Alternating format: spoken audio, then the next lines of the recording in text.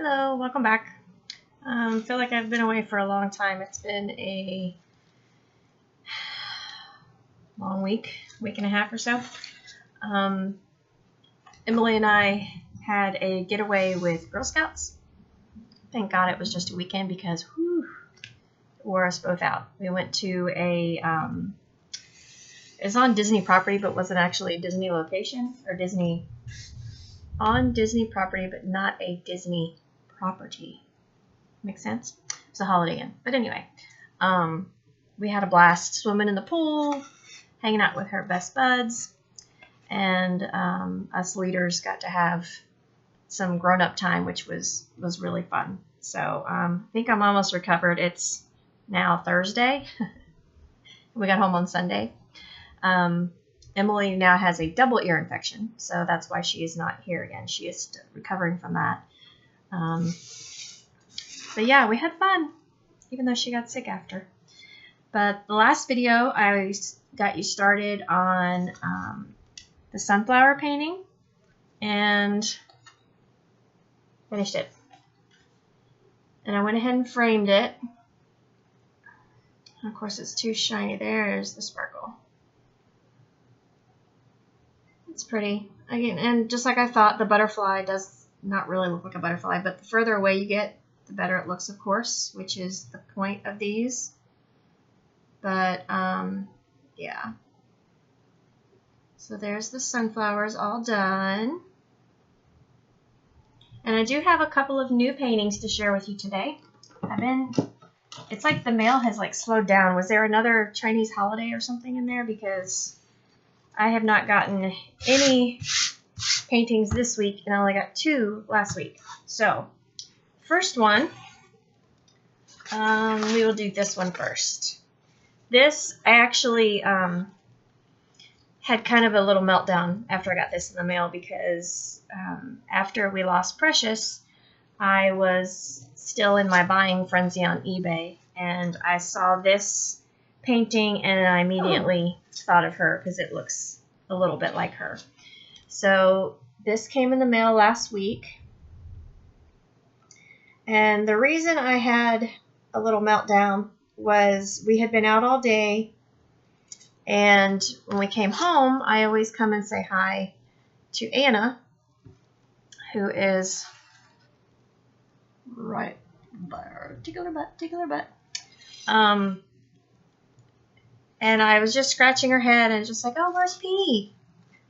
And then I caught myself. So I was like, okay, I've done that more than once. It's just habit. And then I opened up my mail, and this is what I got in the mail. So it just kind of set me off. It's like, it wasn't enough that I was looking for her, but then I get this in the mail. But it's really pretty. And I have seen this exact one completed, and it looks pretty good. There's no thumbnail to show you. I wish it was a full, but with the full black background, I think it's going to turn out okay. Let's see. Let me pull it up. The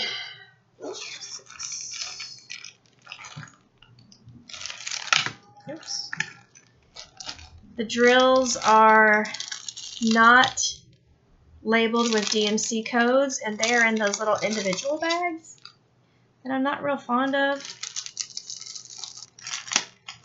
But I think the reason this is going to work as a partial is because the cat is black, and since the background is black, the sparkle is going to be on the cat. But there is still this much black. Yeah, that's a lot. Let me find the actual painting. Scrolling. So we have a couple of browns, 3 browns, 4 browns.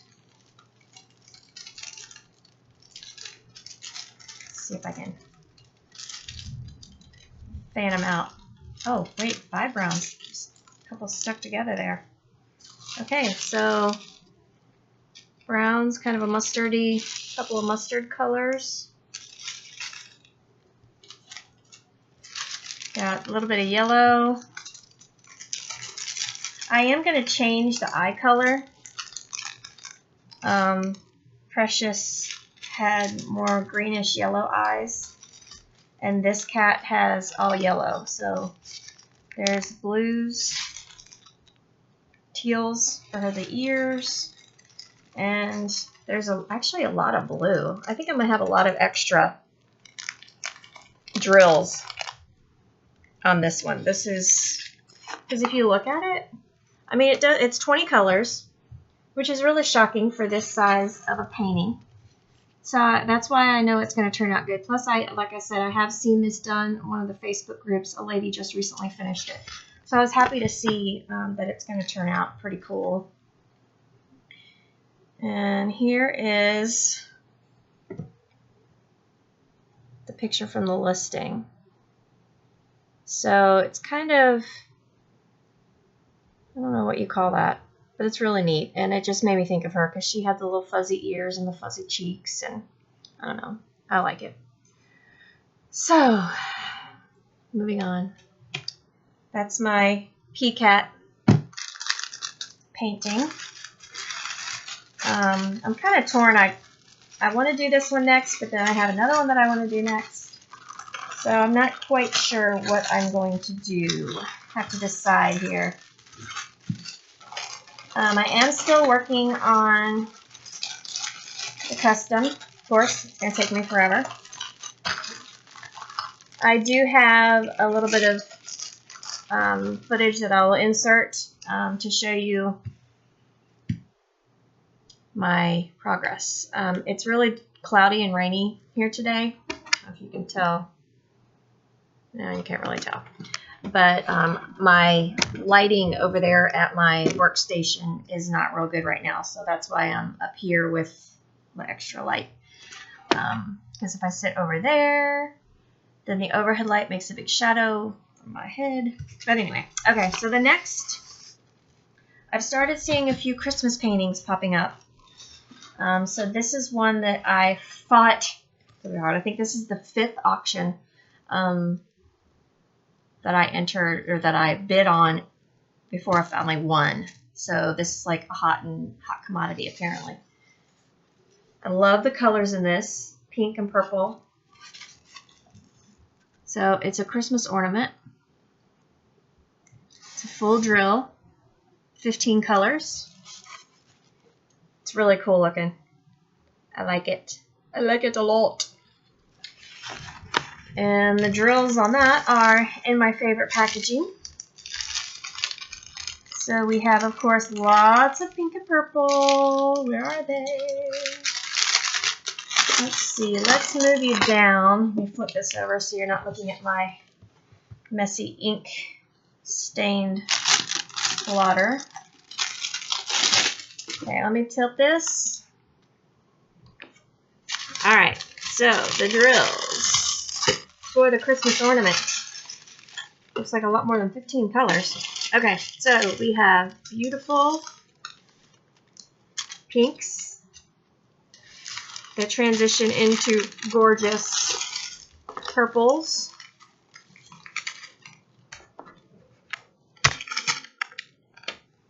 Sorry. And lots and lots and lots and lots of purple. And then we have some dark blue and 2 bags of 310. Woohoo! A little tiny bit of gray. This wine color is really cool. I like this. This is like a grape color. And these pinks are really, really pretty. So I'm excited about this one. This is going to be really cool. And of course, I love this package. Because this one is actually kind of smudgy. Yeah, this is smudgy. But it's still somewhat legible. I'm going to have to put a label in here because the label, the printing where it tells me the painting number is really smeared on all of them. So it's going to be hard to see in the future if I don't get to this anytime soon. So let's get out a Post-it note. And this is D087. And I'm just going to label it.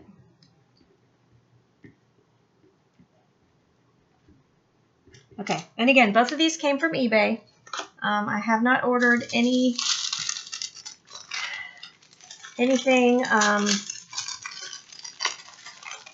for quite a while. I did find some on eBay that I started bidding on again. But I'm being very conservative. I'm putting a very low bid on because I really don't need any more. Do we really need more? That's so many. Guys, this is box number 3 of drills. It's insane. I've got to stop.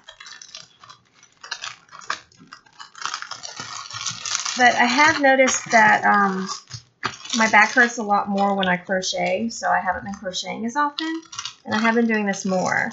So it's kind of nice to have an alternative, so I'm not sitting here being bored out of my mind. So I'm going to label my box D087 and W206. W206. So there's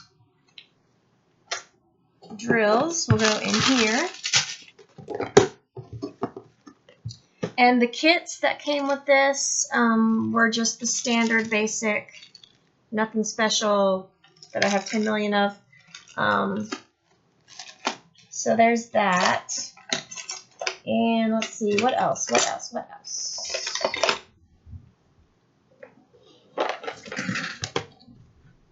I need to figure out how to make the cool drill pins because, yeah, I'm getting quite a collection there. Yeah, I really need to figure that out because there's some really cute stuff out there.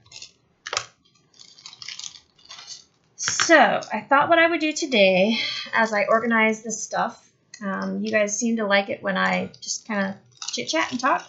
And before I had mentioned the paranormal stuff that I have experienced, and I had quite a few people mention that they wanted to hear more about that. So I thought since it's a dreary, rainy day, it would be the perfect setting for that kind of a story. So I will start with my very first paranormal, I guess, encounter. Sounds kind of weird, but when I was 11, we moved to Florida. And like I had said before, we had lived with my grandparents for a while until we found the house that we wanted that would work for us. So when we moved into this house, I was 14, going into high school. Didn't know anybody in the neighborhood, so I spent a lot of time in my room. I was still really sad about coming here because I hated it and missed everybody, and I had no friends and all that, you know, blah, blah, blah, blah, blah, boo-hoo. Poor me.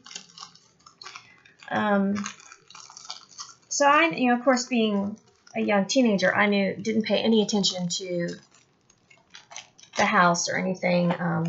I just kind of went where my parents told me to go, and that was that. So I knew nothing of the history. I didn't know anything about anything.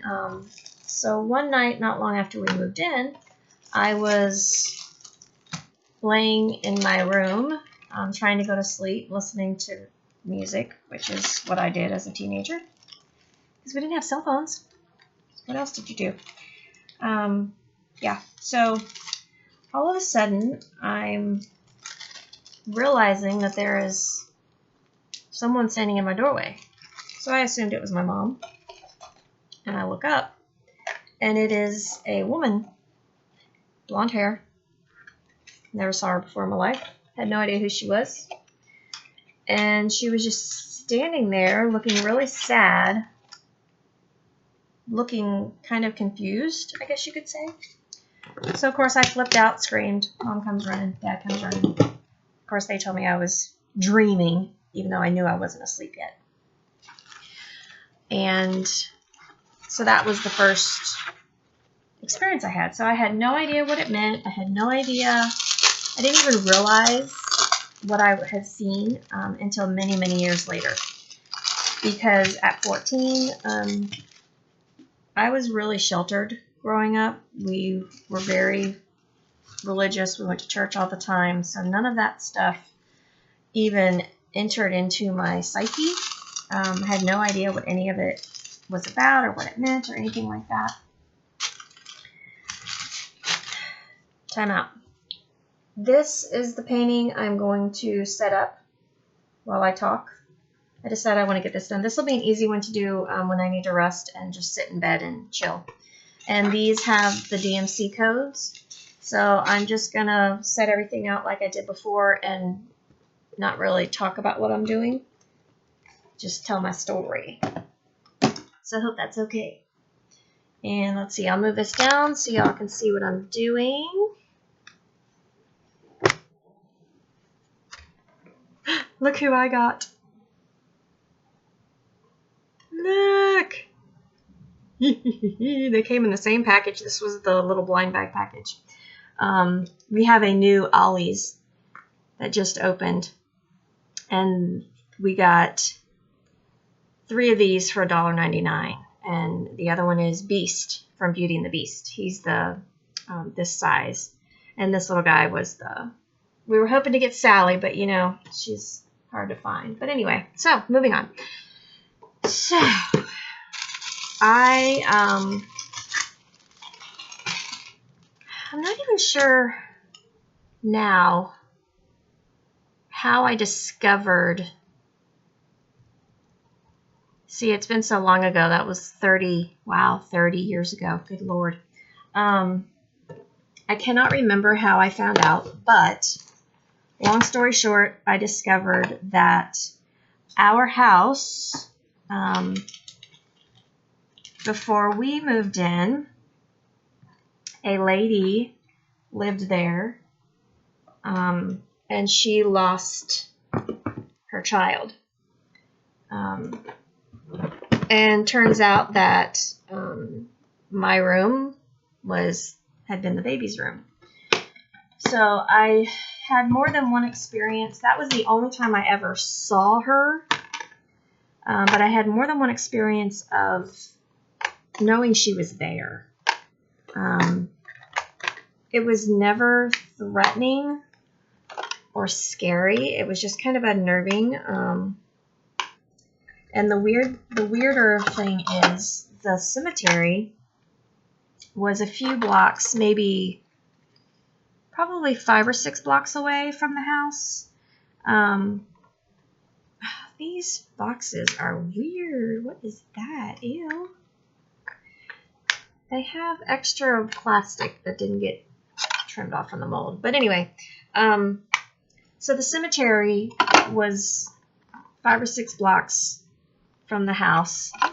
And however I discovered, I wish I could remember, I think someone at school told me, because I had started talking about what I had seen and what I was experiencing, and someone at school had said, oh yeah, I heard about that. You know, her baby died, and she's, you know, I can't believe that was your house type story or type situation. So, of course, I never told my mom and dad anymore because they were so, in their mind, any type of activity like that is demonic. And I have mixed feelings on that.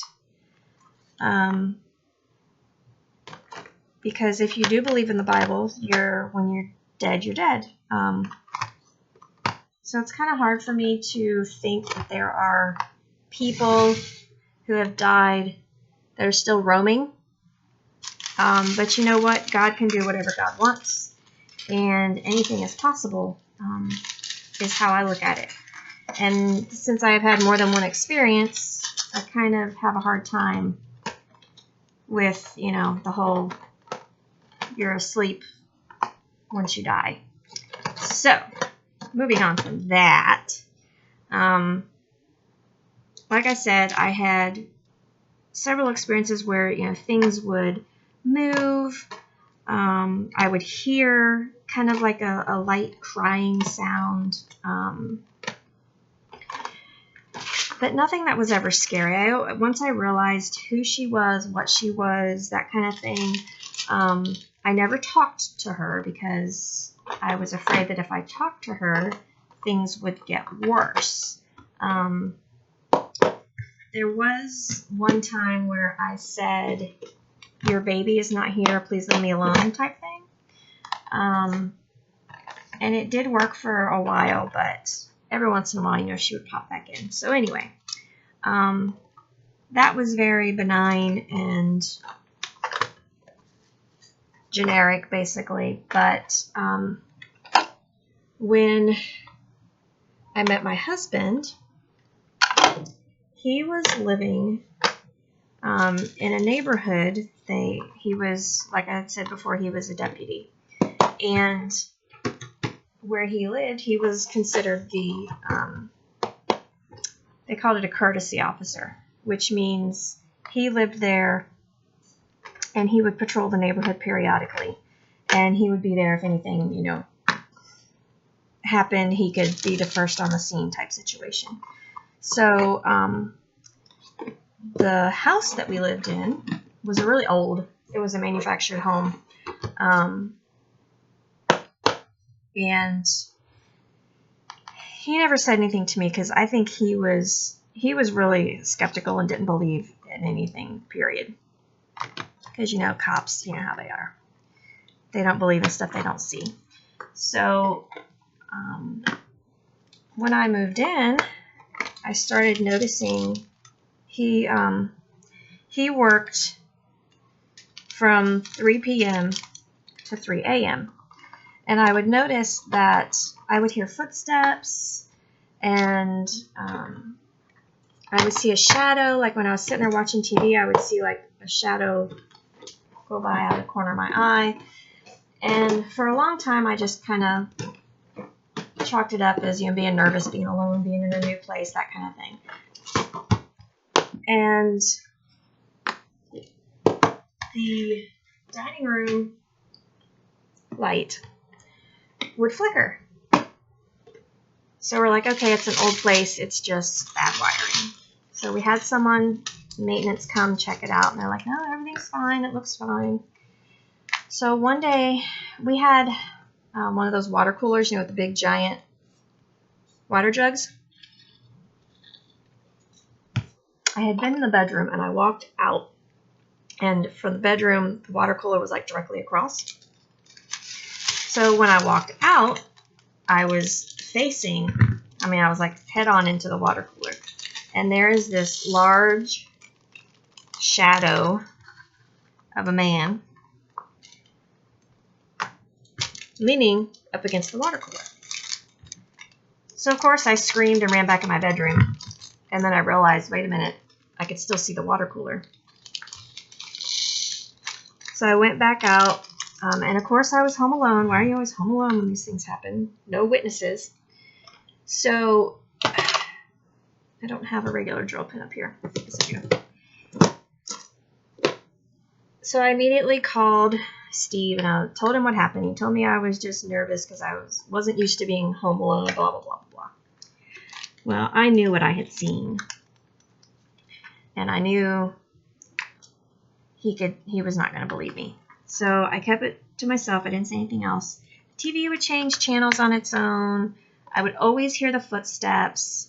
It was crazy. And then I had brought Tigger. That's not the right color. I had a weird blue. But it's not the right color. I have to wait to find that color. I had brought Tigger to live with us. And I noticed that she was behaving really strange. She didn't want to come out from under the bed very often. She acted scared all the time, which was not like her. And I thought, well, you know, she's in a new house. She's never lived anywhere else. So I was giving her time. Well, then all this stuff started happening, and I realized she was reacting to that, not to the, you know, new environment. It was this guy in the house. And it got to the point where he was making a whole lot of noise. I was seeing him daily, and I finally told him, enough already. I know you're here. Just go away. You have no business here. That, you know, that kind of thing. It didn't work. So then it started escalating to where Steve would see him and hear him, and we would be sitting there eating dinner, and the light would just go crazy above our heads, and we would finally be like, enough already. That's enough. We know you're here. And it would stop. So the biggest thing that happened was Steve, I was at work, and it was Steve's day off, and he had his son with him, and they had decided they were going to go get some lunch. And they locked up the house and left. And when they got back, the front door was standing open, and the TV was on. So, of course, he immediately thought some neighborhood kid had broken into the cop's house and was playing a prank on him. But there was no one in the house, and they hadn't even had the TV on yet that morning. So it was just really, really freaky. So he started believing me, and it got a little bit better, but the stomping and the constant, you know, it was really unnerving. And we weren't able to do any kind of research to figure out who he was or where he came from, because that place where we lived was a rental. So there weren't any homeowner type records that we could look up. But yeah, so that was 5 years, I think, that we went through that. And I was never touched. He never spoke. I could hear like mumbling type sounds, but I never could understand anything. And he always seemed to respond when I would yell at him to knock it off or whatever. You know, I'd had enough of it. So that's the part that I have trouble believing that spirits are all demonic, because why would a demon leave me alone when I tell it to? You know what I mean? But anyway, so that is why I am so interested in the paranormal shows and the stories and all that stuff, because I have lived it. I understand there is a difference between demonic and not demonic. And I pray to God I never experience a demonic situation, but I trust that He is protecting me. And I just keep my eyes open to not fall into any type of situation that could open those doors for me. Because I know that you can open those doors and they can come and attach themselves. So I'm careful about what I watch and that kind of stuff. I lost my train of thought. Anyway, so that's my paranormal story. It was kind of fast, huh? But it's been so many years. I've kind of tried to block some of it out because it really wasn't exciting. It was really traumatizing at the time. And when I think back, it was really mild compared to what a lot of people have experienced. But at the same time, it's scary for everybody, no matter if it's just footsteps in a shadow person. But it's still scary because you can't put your finger on it. You can't really communicate to figure out what it wants and why it's there and, all that stuff. But needless to say, I was happy when we moved out of that place because it was quite annoying.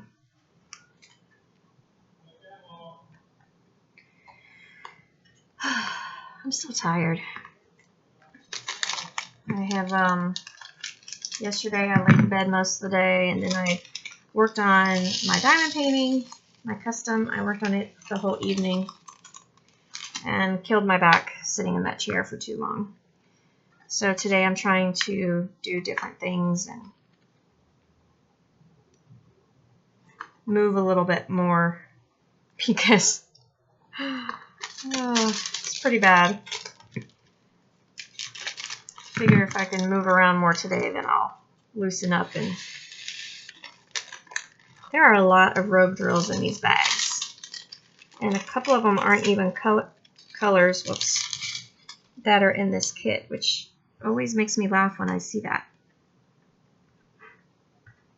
So, do I have another story for you? Can't think of another story. How sad is that? Oh, I'll tell you about this weekend.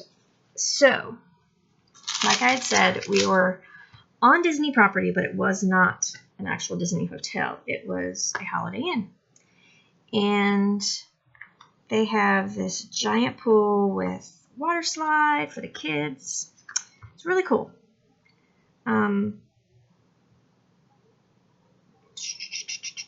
Lost my number. So, they have all kinds of activities going on. It's a really family-oriented place, really cool. So Friday night, they bring out this big giant screen at the pool and they show a movie, which was really awesome. So it was The Greatest Showman, which Emily was thrilled because she has fallen in love with that movie now. And we were down watching, and the girls started getting bored, and it was almost 9 o'clock. So we decided we were done. We all came back up to our rooms, getting ready for bed, that kind of thing. And I noticed it got really quiet because we were literally right on the other side of the balcony was the pool from our room. So I looked out the window and I was like, oh, that's weird. Why is everybody getting out of the pool? The movie was still going. It was only 9:20 and the pool closed at 10. So I'm like, well, why would they make everybody leave and still have the movie playing and all that stuff? Well, we find out the next day there was a code brown in the pool. Someone had pooped in the pool. So they had to clear the pool, clean the pool. Ugh, thank God we had already gotten out. I'm like, what is wrong with people? Now, mind you, this is Disney, so there are people from all countries, all walks of life, all that good stuff, everywhere. So Lord only knows. But that's not the worst of it. There were 3 code browns last weekend, 2 on Saturday. So I don't understand. I mean, I understand you're having fun, you don't want to stop, but really? It's one thing if you pee in the pool, which is still gross. Don't get me wrong, it's nasty. Don't do it. But really, you're going to stand there and you're going to poop in the pool? People are going to see it coming out of you? I mean, come on, people, really? Ugh. I don't know. It's horrifying. Thank God for chemicals, right? So, that was the first time I've ever experienced anything like that in a public pool. But again, thankful I was not in the pool any of the times that it happened. They have two pools there. The main one is where the little water park feature is, and then another pool is just like a regular pool with no spectacular stuff, just a plain pool. So we had gone to that pool for a little bit of quiet, thankfully, and we missed those 2 code browns.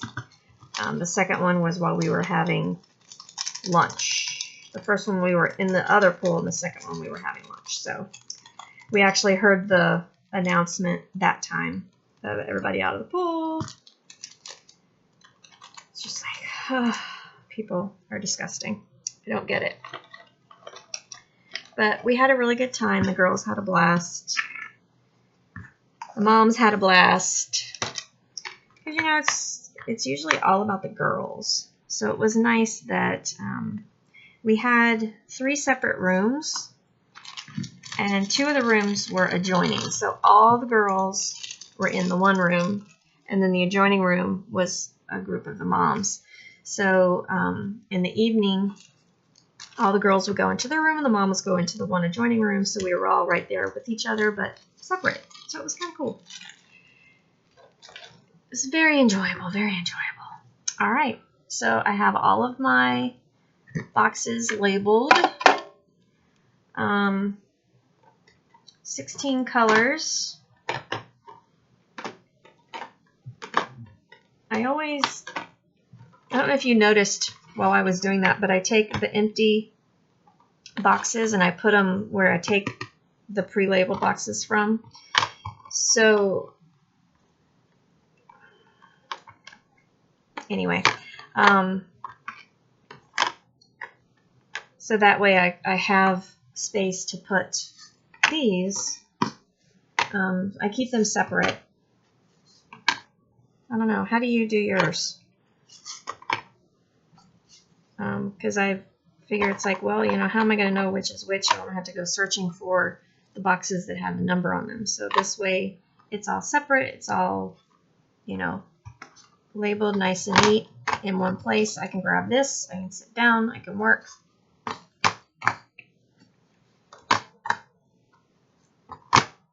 All right. So, ready for this painting. And I decided while I was doing this, I was going to set this one up. This does not have the DMC code, so I'm just going to use the bags. But yeah, anyway. Maybe not. I don't know. See, I'm so tired. I can't even function properly. I need to wake up. My brain is fried. As you can see, I got a little bit of sun. Nose already started peeling.